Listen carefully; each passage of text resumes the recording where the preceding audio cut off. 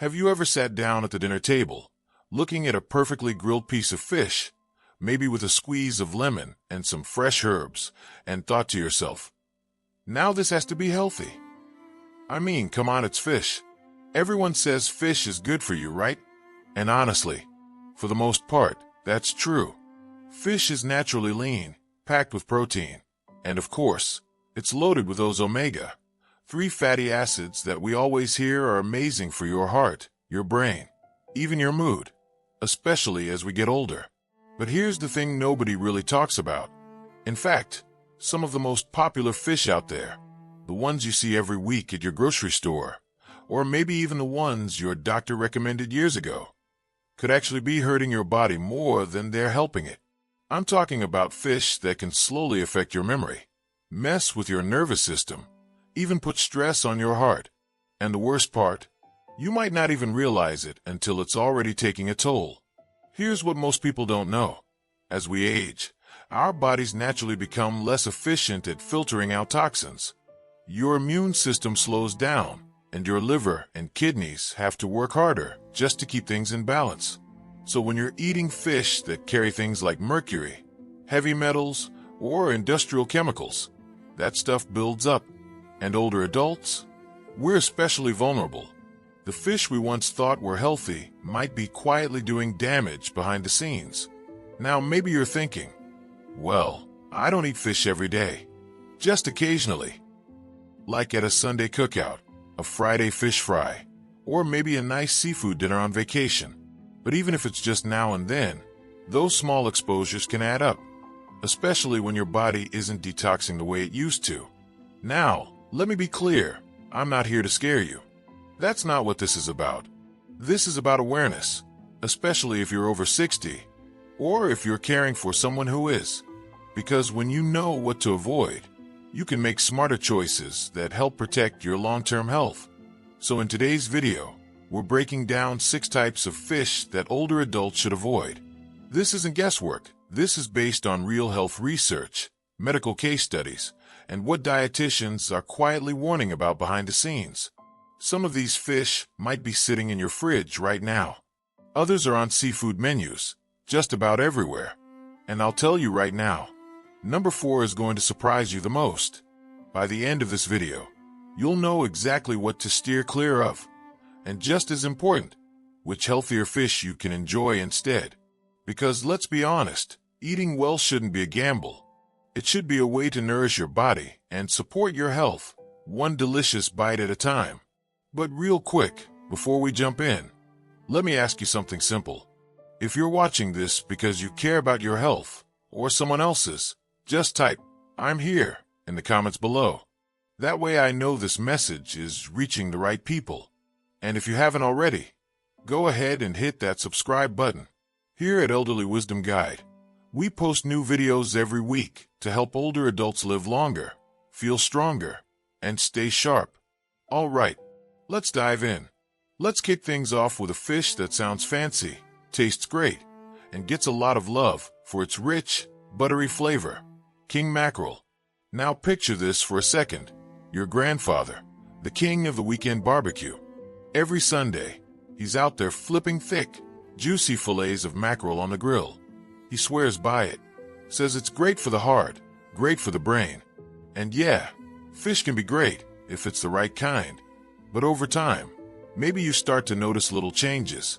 He seems more forgetful, can't remember where he left the remote or who he talked to yesterday. His hands shake a bit when he lifts his coffee cup. He's a little more tired than usual. At first, you chalk it up to normal aging. But what if it's not? What if the very fish he thought was helping him was slowly hurting him? Here's what you need to know. King mackerel is one of the worst fish out there when it comes to mercury. And mercury is no joke, especially for older adults. Mercury is a heavy metal. When you're younger, your body can flush it out more efficiently. But as you age, that natural detox process slows down. And when mercury builds up in your system over time, it can cause real issues. Things like memory loss, nerve damage, tremors, and even heart problems. Here's where it gets even trickier. A lot of people confuse king mackerel with Atlantic mackerel. They sound similar, right? But nutritionally, they're worlds apart. Atlantic mackerel is actually a safe, low-mercury option. It's nutrient-dense, high in omega-3s, and a smart choice for older adults. But king mackerel? It's the opposite.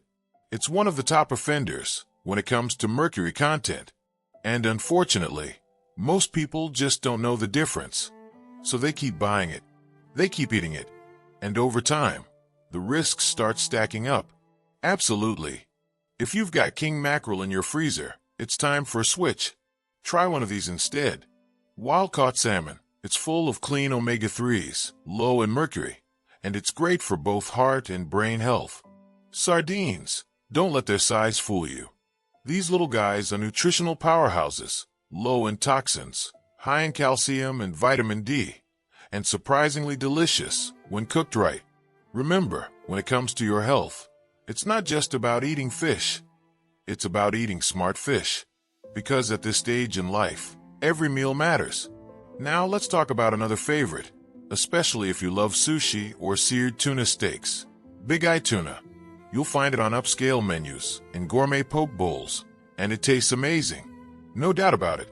But for older adults, big eye tuna is a serious health risk. Why? Because this fish swims deep and lives long, which means it has plenty of time to soak up mercury from the ocean. And just like king mackerel, that mercury builds up in your body over time, causing the same kind of cognitive and neurological damage we just talked about. But that's not all. Big eye tuna is also one of the most common fish served raw. And when fish is raw, it brings a second layer of risk, bacteria and parasites. Now, when you're younger, your immune system is strong enough to handle that stuff. Maybe it gives you a mild stomach ache, maybe not. But as we get older, our immune defenses get weaker. What used to be a small issue can now turn into a serious infection. Things like salmonella, listeria, or even parasites your body just can't fight off the way it used to. So now you've got a fish that's high in mercury and risky to eat raw. That's a double whammy, especially for seniors. Here's where people get confused. They think tuna is tuna. But the truth is, there's a big difference between the types. Big eye and albacore tuna, high mercury risky. Skipjack tuna, the kind labeled as light tuna in cans, much lower in mercury, much safer for older adults. So here's the smarter choice. If you enjoy tuna, go for canned light tuna, and stick to about 2 servings per week. And whenever possible, choose it cooked instead of raw. It's a simple switch, but it could make a big difference in protecting your brain, your gut, and your long-term health.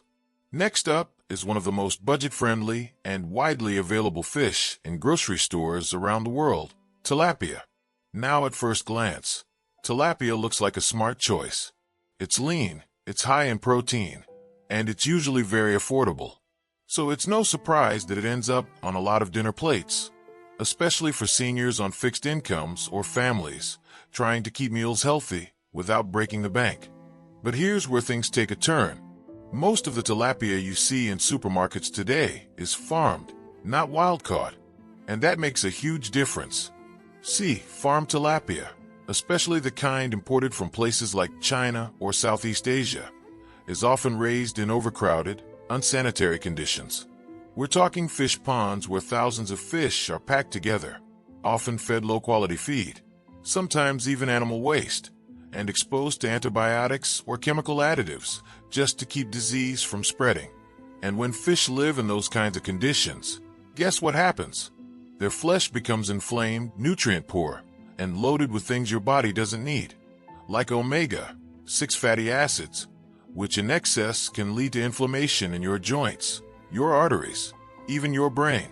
In fact, a Wake Forest University study found that farmed tilapia contains more omega-6 fats than bacon.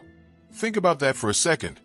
People are choosing tilapia thinking it's heart healthy, when it might actually be causing silent inflammation that contributes to arthritis, heart disease, or memory decline. And if you already have chronic conditions, like high blood pressure, diabetes, or arthritis, that added inflammation could make symptoms worse over time. Now, does this mean all tilapia is bad? Not necessarily. There is such a thing as responsibly farmed tilapia.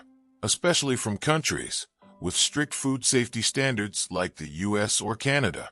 But let's be honest, most of the frozen tilapia on the shelf doesn't say where it's from. And unless you're buying from a local fish market or specialty store, chances are you're getting the low-grade stuff. A better option? If you want a mild, lean fish that's safer and more nutritious, try these instead. Cod, flaky, light, and easy to cook. Wild-caught cod is low in mercury and high in clean protein. Rainbow trout, especially if it's farmed in the U.S., trout is rich in omega-3s and raised under much better conditions than most tilapia. Or if you really love tilapia's taste, look for tilapia labeled Best Aquaculture Practices, BAP certified. That way, at least you know it's been farmed under safer, cleaner standards. Bottom line, cheap doesn't always mean healthy, especially when it comes to fish. Now this next one might catch you off guard, especially if you grew up in the South or love a good fried fish plate. Catfish. It's hearty, it's flavorful, and it's a staple in a lot of American homes, especially when it's coated in cornmeal and sizzling in a pan. But not all catfish is created equal. In the U.S., catfish farming is heavily regulated. Farmers follow strict rules about water quality, feed, and chemical usage. So, if you're buying U.S. farmed catfish, you're probably in the clear. But the problem comes from imported catfish, especially from countries like Vietnam, where it's often labeled as basa or sway. These imported varieties are cheaper, yes, but they're also raised in questionable environments, with limited oversight. Multiple reports have found that imported catfish can be contaminated with antibiotics, pesticides, and industrial toxins that are banned in the U.S. And these chemicals? They're not just harmful in large doses. Even trace amounts can be dangerous when consumed repeatedly over time, especially for older adults whose detox systems are already slowing down. Plus, catfish is another fish that's often fried. And when you combine poor quality fish with frying oil that's reused or not filtered properly, you've got a recipe for inflammation, blood pressure spikes, and a whole host of gut issues. So, how do you protect yourself? If you're buying catfish, make sure it clearly says Product of USA. If it says Basa or Sway and doesn't tell you the country of origin, best to steer clear. Instead of imported catfish, go for U.S. farm-raised catfish. It's monitored, safer, and still affordable. Wild-caught haddock, another mild, flaky fish that holds up well to baking or grilling without losing flavor. Remember, it's not just about taste. It's about protecting your body from hidden toxins that can quietly cause damage over time. Now let's get into a fish that sounds exotic and maybe even a little adventurous: shark. You'll see it in some coastal restaurants or on high-end menus, often listed as steak-like in texture. And some people think eating shark is a power move. Strong fish for strong people, right? But in reality, shark meat is one of the worst things you can put into your body, especially as a senior. Here's why. Sharks are apex predators, meaning they're at the very top of the food chain. And what that means for us is simple. They eat smaller fish, which have eaten even smaller fish, and on and on. This creates something called bioaccumulation. Basically, every time a shark eats another fish, it absorbs all the toxins that fish had inside of it. Mercury, heavy metals, industrial chemicals. It all builds up in the shark's flesh over time. And by the time that shark lands on your dinner plate, it's basically a sponge for mercury and arsenic. According to the Environmental Defense Fund, shark meat has some of the highest mercury levels of any fish on Earth. So what happens when you eat it? You might not notice anything right away, but over time, it can lead to memory loss, tingling or numbness, vision problems, fatigue, increased risk of heart disease, all things that seniors are already at higher risk for. Plus, because shark isn't exactly a common food in most Western diets, there's very little long-term safety research on how it affects people over 60. So you're essentially gambling with your health every time you eat it. If you're looking for a firm, steak-like fish that's safer and more nutrient-rich, try wild-caught halibut. It's got a meaty texture, low mercury levels, and a clean, mild flavor. Mahi-mahi, also called dolphin fish. But don't worry, it's not an actual dolphin. This fish is tasty, lean, and a whole lot safer than shark.